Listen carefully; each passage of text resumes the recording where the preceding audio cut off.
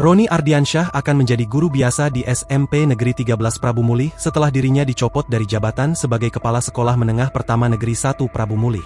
Dicopotnya Roni Ardiansyah dari jabatan Kapsek SMP Negeri 1 Prabu Mulih kini jadi sorotan karena beredar kabar ia sempat menegur anak pejabat karena membawa mobil dan parkir di lapangan sekolah.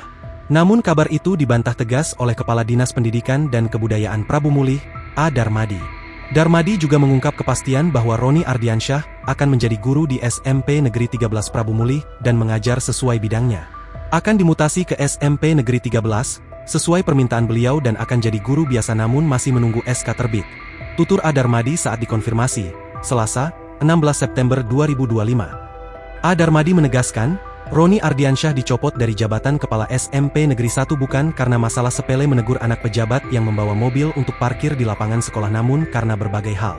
Bukan karena itu, tapi banyak hal dan kalau saya sebutkan nanti justru membuat malu yang bersangkutan, katanya kepada wartawan ketika dikonfirmasi melalui telepon.